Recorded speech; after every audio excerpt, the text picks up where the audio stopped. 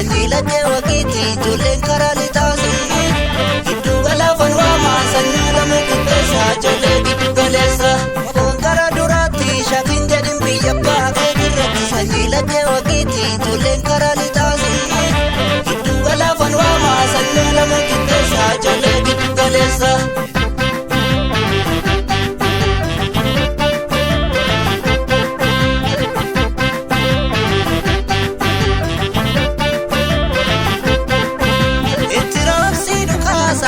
Bakakadi ninuni letaka bara duri kane ni kamna rakat asuma ke tupana walaba itirapsi dukasa ke bakakadi ninuni letaka bara duri kane ni kamna rakat asuma ke tupana walaba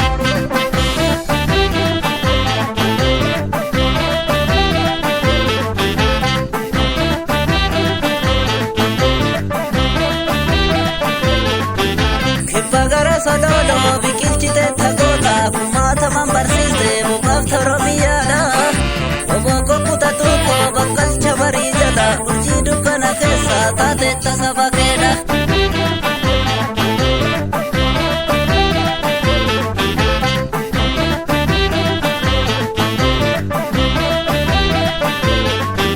belofte minan nabdus denge garake bulla ebotte bishan nabdus arraga boruduka ota sabasabu bobo dawa bibiya obon gara durati shakin jedin biyya baakee dirratti sanyiila kee wakiiti ijoolleen karaa lixaasi giddu galaafan waamaa sanyii lama qixxeessa ijoollee giddu galeessa.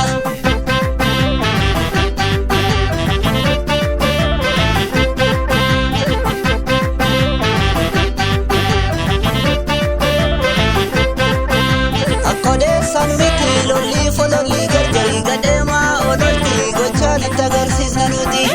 Akkodeessan miti lolli fololli gargari gadeemaa ololti gochaanitti agarsiisna nuti.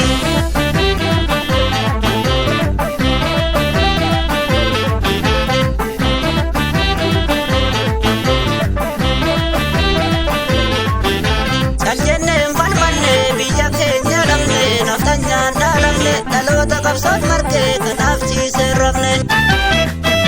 Caljenneen falmanne biyya keenya dhabne naftanyaan dhaalamne dhaloota qabsoon margee kanaaf ciisee rafne.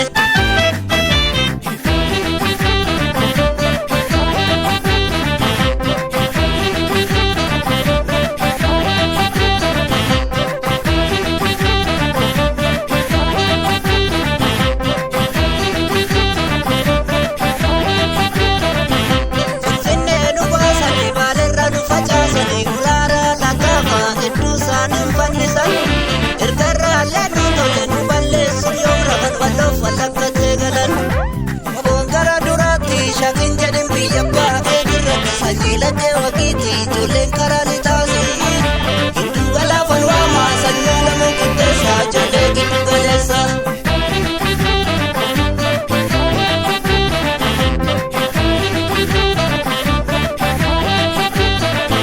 Biyya baakeenya irratti nuun erga lagaanii bara baay'ee bullee gidiraa jara saniini kana booda dhaalchuun dhaloota gabrumaayi bakkartuu dhammaqii eeggadhu biyya keeti.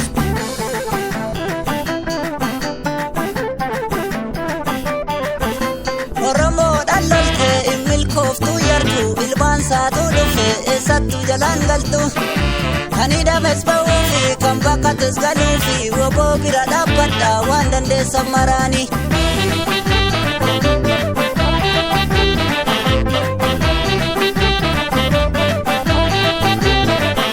Warri kaayyoo kate jaallansi biraa kufanii wajjin waaltee galee har'a maaltu galee diina jaallan keetii waliin nyaattee galte.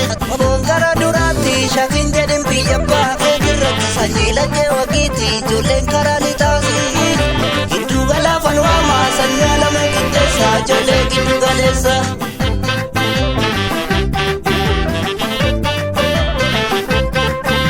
Qabna dhiira jabaa lolee kan nu lolchiisu ijjannoon isaa sirri murannoon isaa sirri ololtuuf akka hin qabu siyaasiif dhugaan gargari Oromoodhaaf falma hin dandeessu shirri.